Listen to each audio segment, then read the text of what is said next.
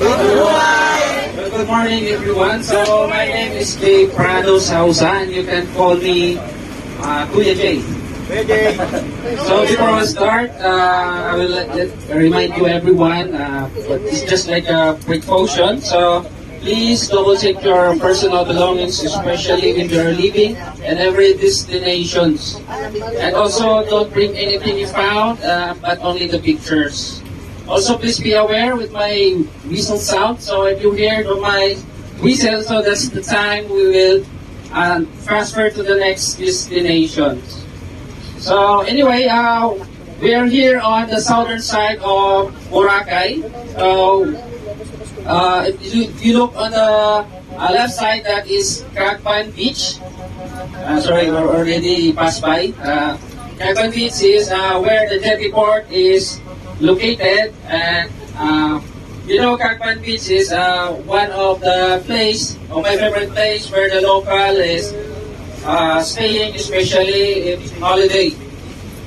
And also, Jetty Port is located there. Let me inform you, the fare of the boat going to Caticlan is 50 pesos each passenger. And the history of the Jetty Port, it was made early 2000.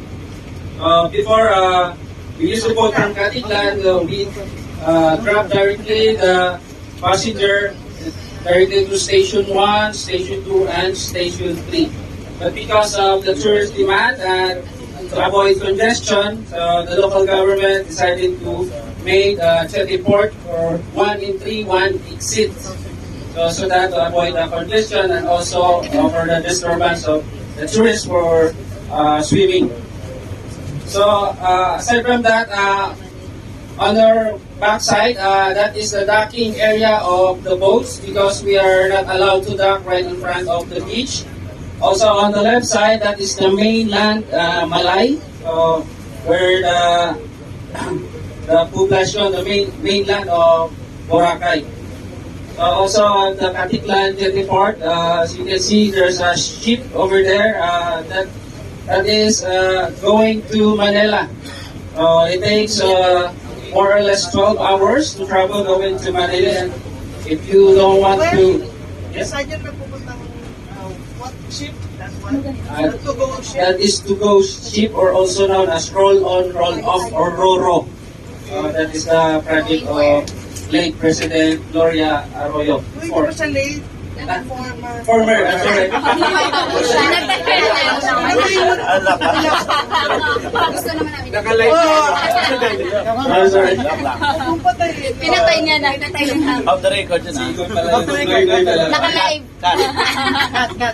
Alright, so let me tell you about the basic information of Boracay Island. So Boracay Island is located on the northwest side of Panay, and with a size of a total of land area with 7 kilometers long and 1 kilometer wide, especially on the northwest side. So Boracay also is divided into 3 barangays. We have Yapak on the northern side, Balaban in the middle, and Manok-Manok in the southern side. So also Boracay has 430 DOT accredited accommodation with a total of 40,731 rooms, an average of 41 flights every day. So Boracay also has plenty of beaches. So start at the main beach, or the white beach, what we call, where the station 1, 2, and 3 is located. That's my favorite beach actually. So the next one is Diniwit Beach, located at CQ Diniwit, Barangay Balaban. The best place to see the sunset. Next is Balinghay Beach. Also, one of the stops of island hopping activity, especially when the weather on our side is not good. And you can see Balinghay Resort right there. Next is Punta Bunga Beach, one of the luxurious beach here. It's because Crimson, Movie Beach, and Shangri-La, one of the luxurious hotel, is located right there. Next is Bonyugan Beach. We consider as the private beach of Shangri-La. So that is for today. Thank you so much for listening. I hope you learned something with my tour for today. So don't forget, love Boracay, love the Philippines. Okay.